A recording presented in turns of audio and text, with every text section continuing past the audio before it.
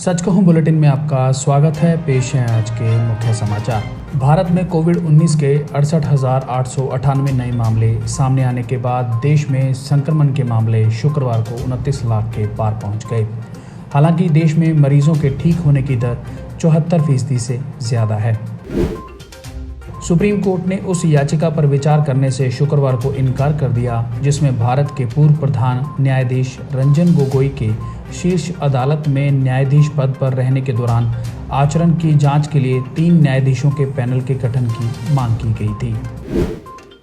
Supreme court के हरी झंडी दिखाने के बाद केंद्रीय जांच ब्यूरो यानी सीबीआई ने शुक्रवार को मुंबई में सुशांत सिंह राजपूत मामले में जांच शुरू कर दी और मुंबई पुलिस से मामले से संबंधित दस्तावेज व रिपोर्ट ली। उत्तर प्रदेश के देवरिया जिले की सदर सीट से भाजपा विधायक जन्मेजय सिंह का हृदयाघात से निधन हो गया। वह 75 वर्ष के थे। दिवंगत विधायक को श्रद्धांजलि देने के बाद यूपी विधानसभा की कार्यवाही दिन भर के लिए स्थगित कर दी गई। आंध्र प्रदेश सीमा पर जमीन के अंदर बने श्रीशैलम पनबिजली संयंत्र में वीरवार रात आग लग गई और इसमें 9 लोगों के फंसे होने की आशंका है।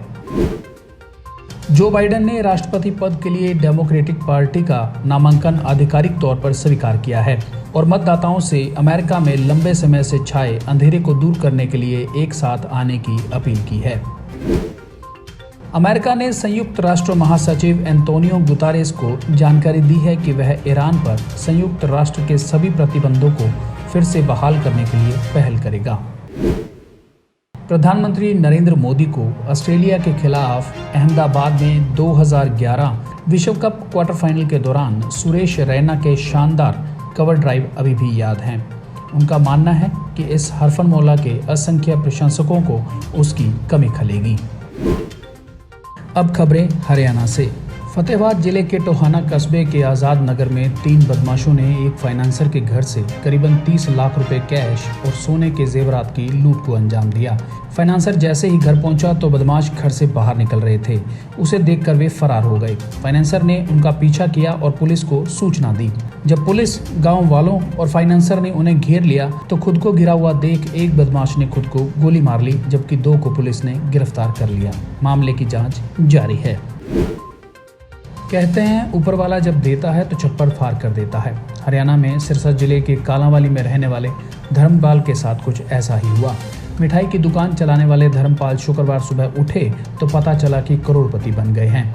लॉटरी के जिस टिकट को एजेंट ने जबरदस्ती धर्मपाल को दिया था उसी का नंबर लग गया और धर्मपाल ने 1.5 करोड़ रुपए जीत लिए। लॉटरी खुलने का फोन आया तो धर्मपाल को यकीन नहीं हुआ, लेकिन जब टिकट का नंबर चेक किया तो भरोसा हो गया। गुड़गांव के बसई गांव व भवानी एनक्लेव में रहने वाले 3 दोस्तों की गुरुवार देर रात गोली मारकर हत्या कर दी गई।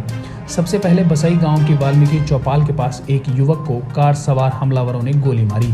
इसके बाद सेक्टर 9 की सोसाइटी में 2 युवकों की गोली मारकर हत्या कर दी। इस गोलीकांड से सोसाइटी के लोगों में दहशत का माहौल है। मामला प्लॉट को लेकर चल रहे विवाद से जुड़ा है। राज्य में बढ़ रहे लगातार कोरोना केसों के चलते सीएम मनोहर लाल खट्टर खुद आइसोलेट हो गए हैं।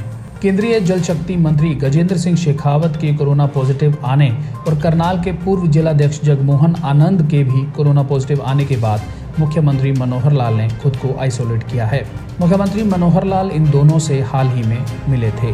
बता दें कि सीएम सिक्योरिटी में तैनात 8 कमांडो भी पॉजिटिव हो चुके हैं।